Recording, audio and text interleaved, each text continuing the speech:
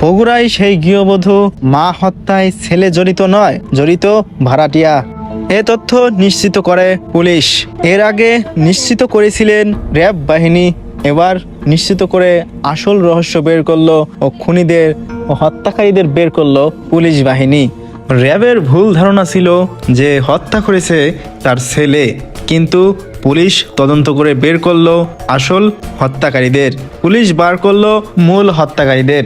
বগুড়ার দুপচাচিয়া গৃহবধূ উম্মে সালমাকে হত্যার পর ডিপ ফ্রিজে রাখার ঘটনা নতুন মোড় নিয়েছে।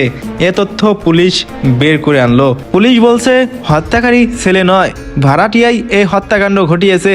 এই ঘটনায় 3 জনকে গ্রেপ্তার করেছে পুলিশ। সারা দেশে আলোচিত বগুড়ার দুপচাচিয়া গৃহবধূ উম্মে সালমাকে হত্যার পর ডিপ ফ্রিজে রাখার ঘটনা নতুন মোড় নিয়েছে। এর আগের বার র্যাব 12 ব্রিফিংয়ে বলেছিলেন ছেলেই তার মাকে হত্যা করে ফ্রিজে রেখে দিয়েছিল। তবে পুলিশ রিমান্ডে অভিযুক্ত গৃহবধূর ছেলে পুলিশকে জানিয়েছে সে তার মাকে হত্যা করেনি। তবে জেলা পুলিশ বলছে ভাড়াটিয়া মহিলার অনৈতিক কাজে বাধা ও তাকে বাসা ছেড়ে যেতে বলায় খুন হন গৃহ মালিক উম্মে সালমা। হত্যাকাণ্ডে সরাসরি জড়িত 3 অভিযুক্তকে শুক্রবার 15 নভেম্বর গ্রেপ্তার করেছে পুলিশ। গ্রেপ্তারকৃতরা হলেন সাদ বিন আজিজুর রহমানের বাসার 4 তলার ভাড়াটিয়া, উপজেলা চামরুল ইউনিয়নের উত্তর সাজাপুর গ্রামের আয়ুব আলীর স্ত্রী মাবিয়া বেগম। 50 বছর বয়সী এই মহিলা তার সহযোগী গুনাহার ইউনিয়নের তালসু পশ্চিমপাড়ার আব্দুর রহিমের ছেলে মোসলেম উদ্দিন, একই এলাকার নিখিল রবি দাসের ছেলে ভ্যান চালক সুমন রবি দাস। শুক্রবার 15 নভেম্বর তাদের আদালতে পাঠানো হয়েছে বলে নিশ্চিত করেন বগুড়া জেলা পুলিশের মিডিয়া মুখপাত্র অতিরিক্ত পুলিশ সুপার সুমন রঞ্জন সরকার।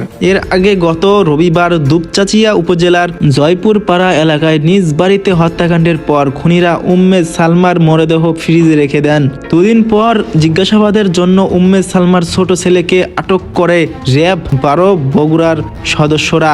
পরদিন র্যাব জানায় উম্মে সালমার ছেলে সাদ বিন আজিজুর রহমান স্বীকার করেছেন তিনি নিজেই তার মাকে হত্যা করেছেন। অন্যদিকে এখন জেলা পুলিশ বলছে সাদ তার মাকে হত্যা করেননি, তাদের বাড়ির ভাড়াটিয়া মাবিয়া আক্তার 2 সহযোগীকে নিয়ে হত্যা করছেন উম্মে সালমাকে। মাবিয়া ও তার 2 সহযোগী সুমন চন্দ্র এবং মোসলেমকে গ্রেপ্তার করেছে পুলিশ। পুলিশ কি বলে তা দেখুন ভিডিওতে। হলো মাবিয়া খাতুন, একজন ওই বাসার ভাড়াটিয়া, আর তার 2 জন সঙ্গী ছিল, একজন হলো মুসলিম আর একজন হলো সুমন। মুসলিম হলো 164 দিয়েছে, আর বাকি 2 জন মাবিয়ার সুমন হচ্ছে যে রিমান্ডে। এই জবানবন্দিটা আমার এখনো দেখা হয়নি, সে কি দিয়েছে এটা দেখার পরে জানতে পারবো। আমরা প্রথম থেকেই তদন্ত করতেছিলাম। প্রথম তদন্তে আমরা যখন সাতকে সাবজেক্ট মনে হয়েছে তখন আমরা তার কলেজে যাই। কলেজে যেয়ে তার টোটাল ভিডিও ফুটেজটা আমরা নিই এবং ওই টিচারদের সাথে কথা বলি। প্রত্যেকটা টিচারই বলে যে না, আমার ক্লাসে উপস্থিত ছিল। আর ওর যে ভিডিও ফুটেজ সকাল 8টা থেকে দুপুর 2টা পর্যন্ত, 8:30টায় ক্লাস শুরু হয়, 1:10-এ শেষ হয়। এই পুরো 8 ঘন্টা 2টা করে দেখি যে সে যথাসময়ে সেই তার ক্যাম্পাসে প্রবেশ করছে এবং যথাসময়ে সে বের হয়ে যাচ্ছে। এবং প্রত্যেকটা ক্লাসের টিচার বলছে যে না, তারা উপস্থিত ছিল। ভিকটিমের 2টা মোবাইল উদ্ধার হয়েছে, আর ওই বাসায় যে রাউটার খোয়া গেছিল রাউটার উদ্ধার হয়েছে।